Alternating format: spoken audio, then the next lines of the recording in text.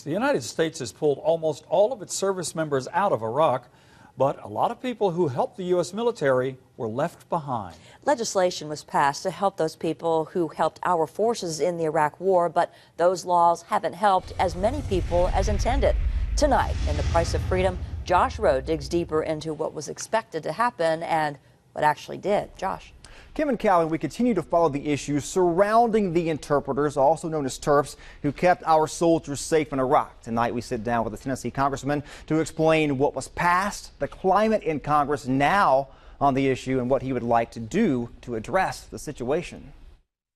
This is the Iraqi ministry. Beginning in 2004, Martha Boyd served in Iraq as a civil affairs officer. She told us it would have been very difficult to do their jobs without the help of good interpreters. You rely heavily on foreign nationals, on the local nationals to help in every way. I mean, you know, they were primarily interpreters, but they were also political advisors and cultural advisors. Interpreters helped keep our men and women in uniform alive during the Iraq War. But are we doing enough to help them now? A special situation was created so that more interpreters could get visas to come into this country and be safe. U.S. Representative Jim Cooper from Tennessee's 5th District was in Congress in 2008 when the law was passed that authorized up to 5,000 special immigrant visas for Iraqis each year for 5 years. At this point, less than a third of those visas have been granted. And right now, the program is set to end at the end of this month. The entire U.S. immigration system is troubled, but this special program should not have been troubled.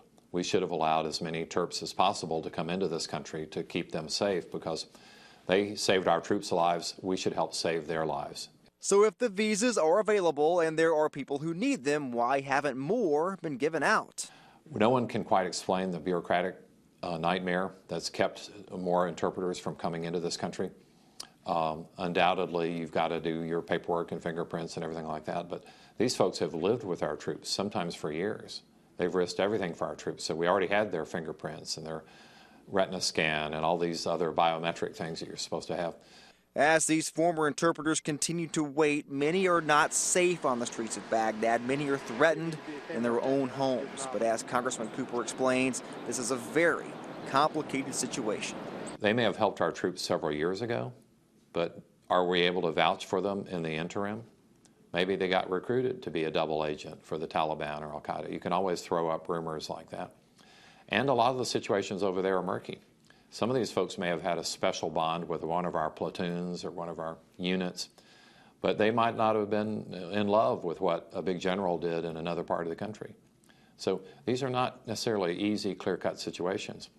But as complicated as this may seem, Congressman Cooper supports finding a way to give more of these interpreters who helped keep our troops safe get access to the special immigrant visas. Well, I would first get our military to vouch for the interpreters that really helped them, and then I would do everything humanly possible to keep those interpreters safe.